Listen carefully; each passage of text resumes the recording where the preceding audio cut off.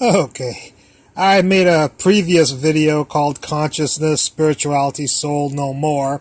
In that video I said I would discuss quantum mechanics, and I forgot to, so I'm making a bonus video here.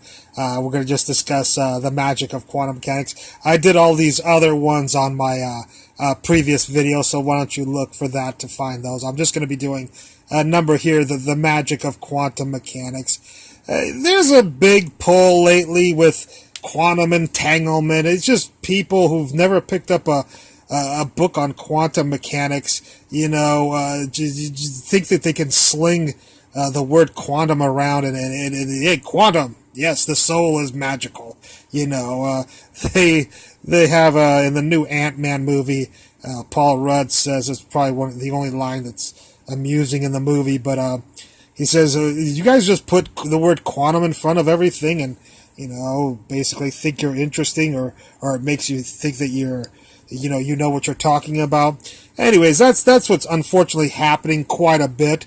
The first comment I want to make about quantum mechanics that just decimates anybody's analysis that quantum mechanics in any way could prove that there's some sort of magical, mystical, uncontrolled by the laws of physics, is the fact that quantum mechanics has one very, very important rule, and that is, if you can't measure it in quantum mechanics, it doesn't exist. Okay? So measurement is existence. So if you can't measure consciousness and you can't measure spirituality and you can't measure the soul, if you cannot do experiments on any of these things, if you cannot measure God, quantum mechanics comes back and slaps you in the face and says it doesn't exist. Even though it might exist, according to quantum mechanics, it doesn't exist. So these people need to have, take they'd have to take quite a few classes in physics. They shouldn't be slinging around the word quantum mechanics so nonchalantly there.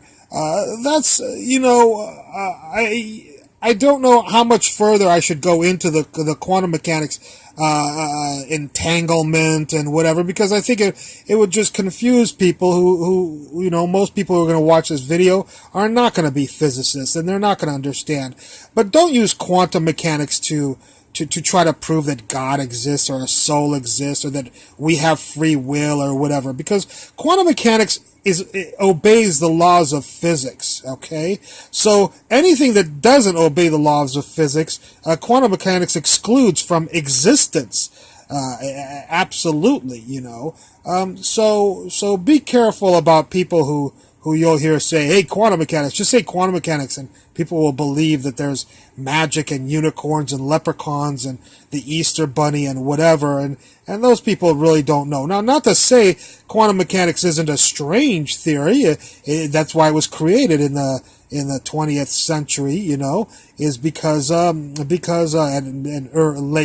late 19th century and early 20th century, is it took a long time to create this, and we had to observe very small particles to generate the laws of quantum mechanics, but there is not one competent physicist who's ever, picked up a quantum mechanics book and said, oh my God, I believe in God, or I believe in the soul, or I believe in, spirituality or consciousness. Not any of the physicists that I've ever been known or whatever. So there may be some physicists out there who do, but I don't assign very much credence to them, and I've never seen, and most of the other physicists, not to say I hate to use democracy instead of logic, but again, you need to study quantum mechanics before you are allowed to use words quantum and just say, yep, that's it, it's magic. Quantum mechanics is magic. There's a logical quantum mechanics is very logical. As bizarre as it may seem, there's a logic to quantum mechanics. So that was my little speech on quantum mechanics. Don't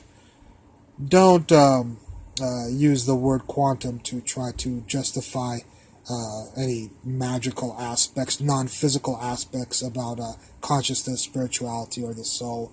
Quantum mechanics it totally obeys the laws of physics. Okay. Thank you very much. I hope you enjoyed the lecture, and I look forward to any comments at the bottom.